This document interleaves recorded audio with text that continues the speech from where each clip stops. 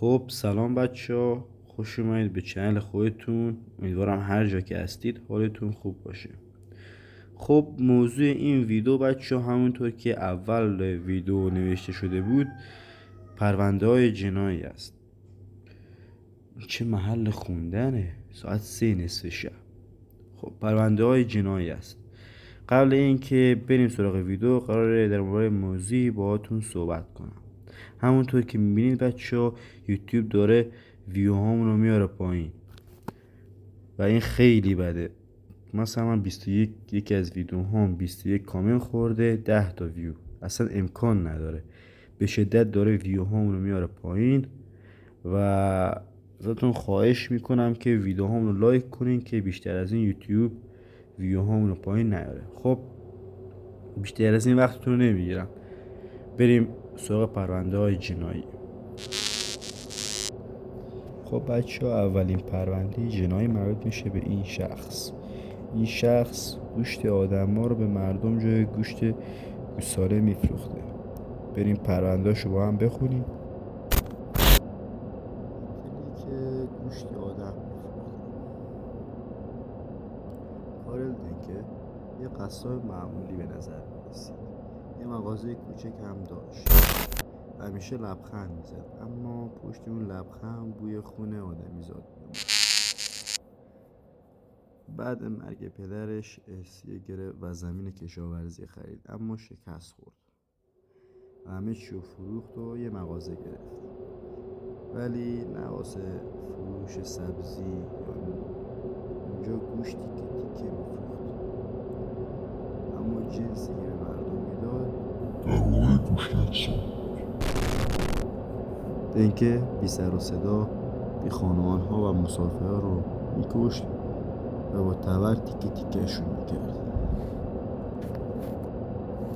و گوشتشون رو تیکه تیکه به مردم میفروخت و مردم غافل از این که بدونن شب گوشت انسان میخوردن. در دسامبر 24 ورق برگشت. یه بی خانمان به اسم وینچن از دست دنکه فرار کرد و با بدن زخمی خودش رو به درشکچی رسوند و ماجرا رو واسه اون تعریف کرد. دنکه رو گرفتن و ازش بازجویی کردن، ولی قبل این که محاکمه بشه توی سلول خودش رو دار زد. خیلی دارک بود. فکر کن بری از قصابی گوش بخری، بعد اون گوشت آدم باشه و شب باش غذا درست کنی و اونو بخوری. واقعا دارک بود. پرونده جنایی بعدی هم بریم بخونیم. این فیلم معروف بچه ها از روی پرونده جنایی ساخته شده. فیلم ترسناک جیغ از روی این پرونده که میخوام واسهتون بخونم ساخته شده. یه روانی واقعی به اسم دنی باعث شد فیلم ترسناک و البته معروف جیغ ساخته بشه. دنی که باباش پلیس بوده تو بچگی خودش و مادرش رو خیلی کتک میزده. دنی هم عقده‌ای میشه و اول میره سمت دزدی و خلاف، بعد یه چاقو برمیداره میفته به جون مردم. او اول یه مرد 55 ساله دختر 24 سالش و نوه 8 سالش رو با چاقو تیکه تیکه میکنه و جسد دختره رو میشوره میذاره کنار تختوری که انگار داشته خود ارضایی میکرده و این کار امضای کارش بوده. تابستون دهه 90 توی فلوریدا 5 دانشجو رو میکشه که بیشترشون هم دختر بودن. به 2 تاشون هم تجاوز میکنه و جسدشون هم کنار هم میذاره، انگار که این 2 تا داشتن با هم لیز میکردن. مانوئل و تریسی پسر رو میکشه، دخترها هم اول تجاوز میکنه بعد میکشه و جسدشون هم تمیز میکنه و کنار تخت میذاره. کریستی بعد شکنجه و تجاوز سرش رو میبره و روی سینهش میذاره و یکی از قتلاش هم دور جسد آینه گذاشته که وقتی پلیس میاد با یه صحنه هنری انگار مواجه. این قاتل روانی به قتل 8 نفر اعتراف کرده و به حکم اعدام محکوم شده. واقعا عجیب بود داستان این یارو. خب بریم پرونده جنایی بعدی هم ببینیم. خب تا اینجای کار که اومدیم ویدیو رو لایک کنین، چنلمون هم سابسکرایب کنین. پرونده بعدی بچه‌ها مربوط به این خانومه. چی دافی هم بوده ناموسم. به به نازم، این همه کمالات، این همه زیبایی. خب پرونده بعدی بچه‌ها در مورد این خانومه که بریم با هم بخونیمش. بتی سوپر مدل معروف دهه 50 و نماد سکسی اون دوران.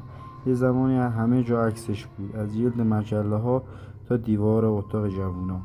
اما پشت اون لبخند معروف و بدن خوش فرم یه جهنم پنهان بود.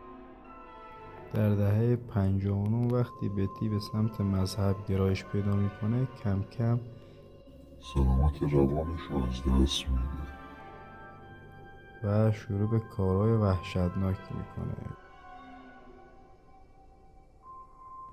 تا اینجای کار بچه اگه اومدی ویدیو رو لایک کنین، چنل هم سابسکرایب کنین و بعد توی قسمت کامنت بگین که کدوم پرونده رو بیشتر دوست داشتین، کدوم واسهتون جالب‌تر بود.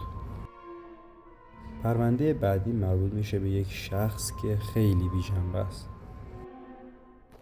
پرونده بعدی بچه‌ها مربوط میشه به این پسر بچه که یه قاتل خونسرد بوده. حالا میریم داستانشو با هم بخونیم. قتل به سبک سریال. سال 2014 یه پسر 17 ساله به اسم استیون مایلز توی شهر اوکسبریج انگلیس با دوست دخترش الیزابت توی خونه تنها بود. همه چیز ظاهرا عادی پیش میرفت تا اینکه یهو همه چیز عوض شد. استیون از بچگی عاشق سریال دیکستر بود. سریالی که شخصیت اصلیش یه قاتل سریالیه ولی خودش رو یه آدم خوب میدونه چون فقط خلافکارا رو میکشه. استیون که زیاد تو فضا غرق شده بود یه اسم هم برای طرف تاریک ذهنش گذاشت، اد. خودش میگفت این اد یه جور صدای تو سرشه که بهش دستور میده. یک روز استیون به بهونه الیزابت رو توی اتاق میاره، بعد هم یه دفعه با چاقو اونو میزنه و وقتی الیزابت بیجون میشه با اره برقی تیکه تیکش میکنه و بعد هم اجزای بدنش رو توی یک کیسه زباله قایم میکنه. بعد میشینه توی اتاق و موزیک میذاره و صبر میکنه خواهرش برگرده و وقتی که خواهرش برمیگرده خونه به خواهرش میگه که من این کار رو نکردم و اد بهم گفت که این کار رو بکنم، منو مجبور کرد. پلیسا بعد از کمی تحقیق متوجه میشن که استیون کاملا سالمه و صدای توی سرش فقط یه بهونه است. در واقع استیون یه قاتل خونسرده که با خونسردی جنایت کرده. حبس ابد. با شانس آزادی بعد از 25 سال حکم استیون بوده. توی انتخاب حیوان خونگیتون دقت کنید. قتل یه دختر بچه توسط حیوان خونگی. این فرشته کوچولو تو روز تولدش توسط حیوان خونگیشون کشته میشه. بریم پرونده رو با هم بخونیم. این پرونده یه پرونده جنایی نیست و گفتم واسهتون بیارم که یه درس عبرتی بشه. توی انتخاب حیوان خونگیتون دقت کنید. یه زوج برزیلی تصمیم میگیرن که برای خونهشون یه سگ بگیرن. نه یک سگ معمولی بلکه یک نژاد بالغ پیتبول. درست فهمیدید، پیتبول. پیتبول یه نوع سگیه که مخصوص جنگ و دریدنه و معمولا واسه نگهبانی از باغاشون پیتبول میگیرن. با وجود مخالفت هایی که اطرافیان کردن این زوج تصمیم گرفتن که این سگ رو بیارن خونهشون. این زوج فکر میکردن که با محبت میتونن این سگ رو رام کنن اما سخت در اشتباه بودن. توی تولد 2 سالگی دخترشون اولویا کوچولو به فاجعه تبدیل شد. دخترک خوشحال از خونه بیرون دوید و همون لحظه پیتبول مثل یه هیولای خفته بهش حمله کرد و تو چشم به هم زدن گلوی دختر رو پاره کرد. پدر و مادر که شوکه شده بودن فریاد میزدن ولی نمیتونستن نزدیک شن. وقتی پلیس رسید سگ هنوز ول نکرده بود. 3 گلوله خورد تا بالاخره کنار کشید، اما دیگه دیر شده بود. تولدی که باید پر از شادی می بود تبدیل شد به خاکسپاری. یک تصمیم اشتباه و یک پشیمونی ابدی. عکسش بچه‌ها موجوده. اگه دوست دارین توی چنل تلگرام برین و روی لینک بزنین و عکسش رو ببینین. به علت قوانین یوتیوب من نمیتونم عکسش رو واسهتون بذارم. ممنونم که تا اینجای ویدیو همراه ما بودید و امیدوارم که از این ویدیو لذت برده باشید. خب اگه از این ویدیو خوشتون اومده ویدیو رو لایک کنید و توی کامنت بنویسین که از این ویدیو خوشم اومده. خب دوستان به قسمت پایانی ویدیو داریم نزدیک میشیم و اگه تا اینجای کار ویدیو رو لایک نکردین لطفا ویدیو رو لایک کنین، کامنت بذارین و چنلمون هم سابسکرایب کنین.